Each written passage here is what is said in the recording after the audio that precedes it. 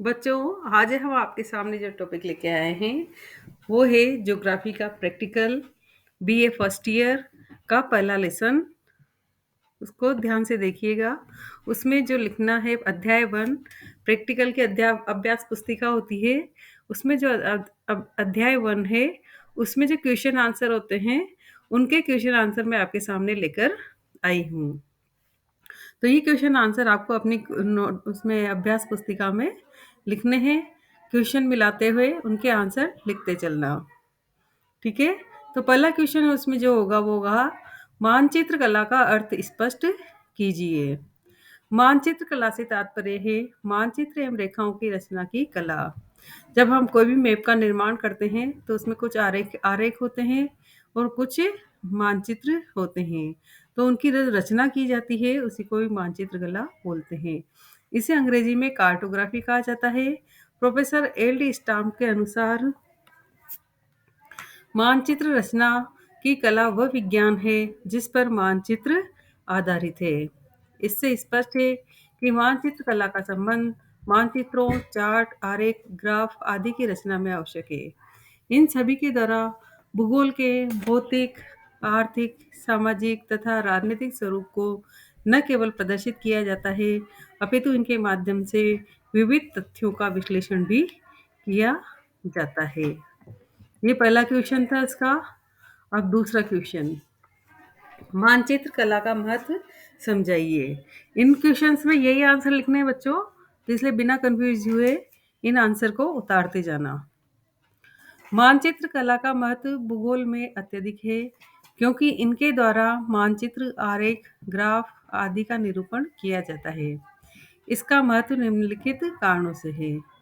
पहला है, इसके माध्यम से गोलाकार पृथ्वी के विभिन्न पक्षों को समतल कागज पर अंकन किया जाता है। क्योंकि हम जानते हैं पृथ्वी गोल है, लेकिन उसको हम कागज पे स्पष्ट तरीके से शो कर देते हैं। ठीक है। इसमें मानचित्रों का समानुपातिक चित्रण किया जाता है, यानी कि नाप के अनुसार और अनुपात के अनुसार चित्रण किया जाता है। तीसरा है, पृथ्वी तल की प्राकृतिक, आर्थिक एवं सामाजिक विविधताओं का चित्रण किया जाता है। हम मानचित्र पर पृथ्वी तल को प्राकृतिक रूप में भी दर्शा सकते हैं, आर्थिक रूप में भी दर्शा सकते हैं और सामाजिक विविधताएं भी उस पे बता सकते हैं। मानचित्रों की द्रष्टव्यता के गुण के कारण ये अधिक उपयोगी होते हैं।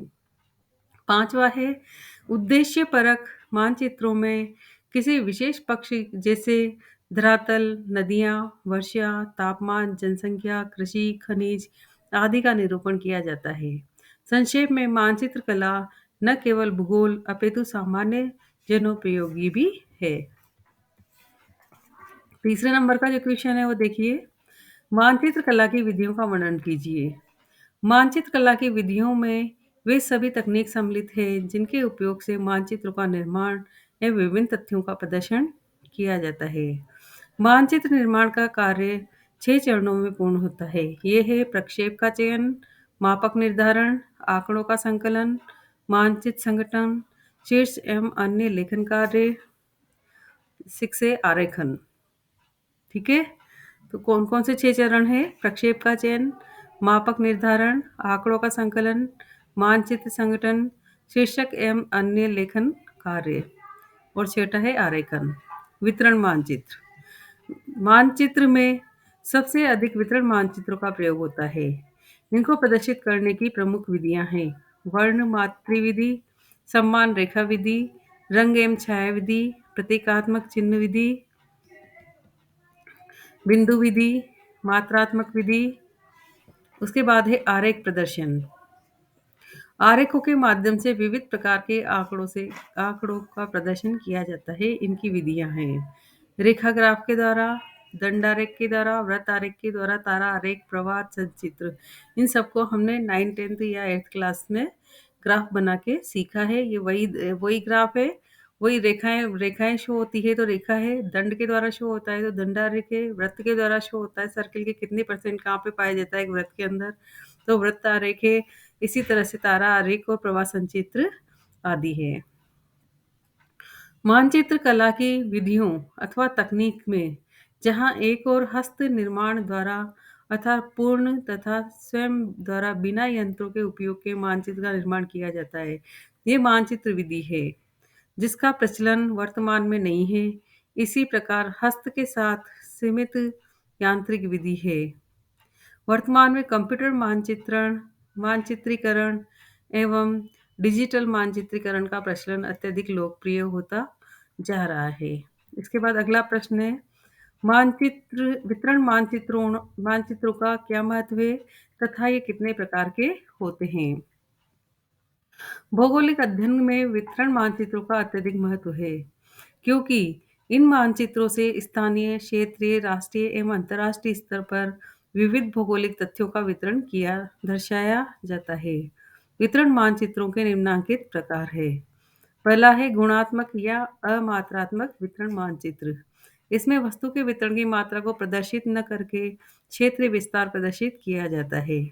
इसके अंतर्गत रंजित मानचित्र, रंग रेखा मानचित्र, चित्रात्मक मानचित्र सम्मिलित किए जाते हैं। दूसरा है परिमाणिक अथवा मात्रात्मक वितरण मानचित्र।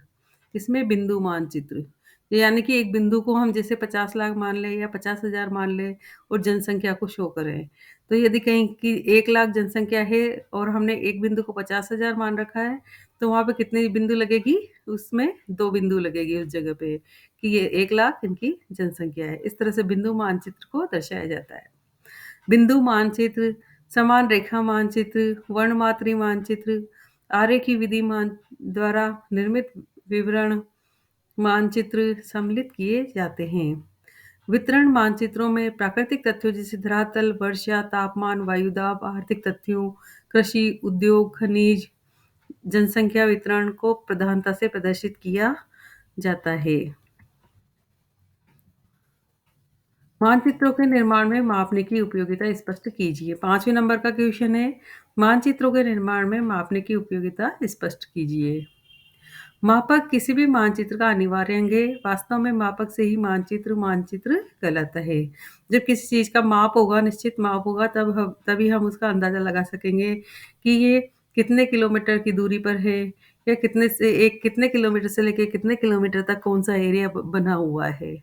तो ये मानचित्र ही बता सकता है और उसके लिए मापने की आवश्यकता पड़ती है। एक निश्चित मापक होना ज़रूरी है, अन्यथा वह रेखाचित्र होता है। मापक वास्तविक दूरी और कागज पर प्रदर्शित दूरी का आनुपातिक प्रदर्शन है। वास्तविक व प्रदर्शित का अनुपात मापनी कहलाता है। मापनी द्वारा मानचित्र की वास्तविक दूरियों के बारे में जानकारी मिलती है। प्रत्येक मानचित्र का निर्माण एक निश्चित मापनी पर आधारित होता है। मापनी वृहद अथवा लघु हो सकती है। मापनी प्रदर्शित करने की 3 विधियां हैं: कथनात्मक विधि, प्रदर्शक विधि, आरेखी विधि। सबसे पहले कथनात्मक विधि, जैसे 1 सेंटीमीटर बराबर 2 किलोमीटर। हमने जैसे मैप बनाया और मैप में क्योंकि हमें कागज़ पे बहुत लंबी चौड़ी दूरी को एक कागज़ के छोटे से पेज पे दर्शाना होता है, तो हम इस तरीके से मान सकते हैं स्केल को कि 1 सेंटीमीटर बराबर 2 किलोमीटर या 1 सेंटीमीटर बराबर 10 किलोमीटर, या इस तरह से हम कितना भी हमारे कागज़ की सुविधा अनुसार उस पे माप सकते हैं। तो उसके कहते हैं कथनात्मक मापनी। प्रदर्शक भिन्न को बोलते हैं आरएफ, जैसे 1:1,50,000 या 1:63,360। इसके बाद है आरेखी विधि। इसमें चित्रण द्वारा मापने प्रदर्शित की जाती है, जैसे सरल मापक, कर्ण मापक, तुलनात्मक मापक आदि। संक्षेप में मापनी मानचित्र का आधार है।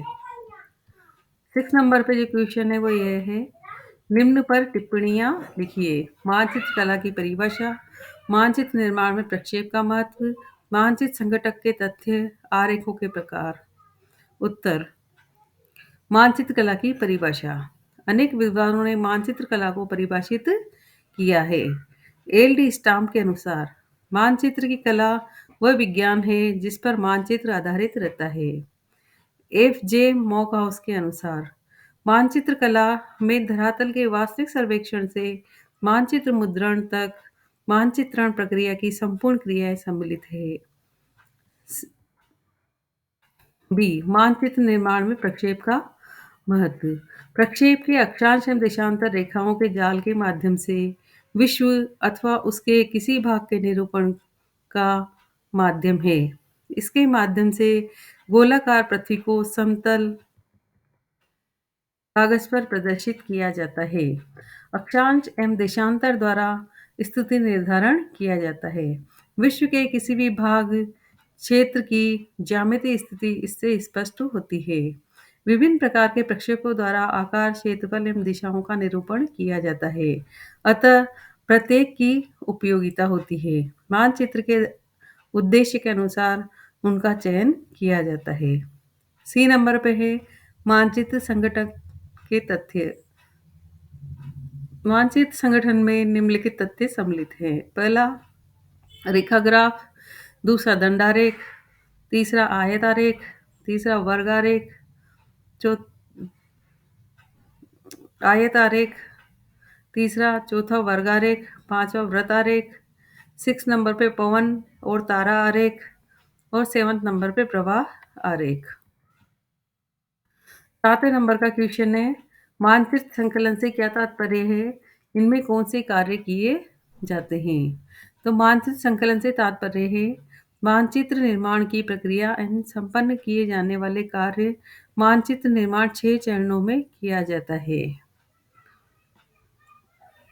ये हैं प्रक्षेप का चयन, मापक निर्धारण, आंकड़ों का संकलन, मानचित्र संगठन, अक्षर लेखन, आरेखन।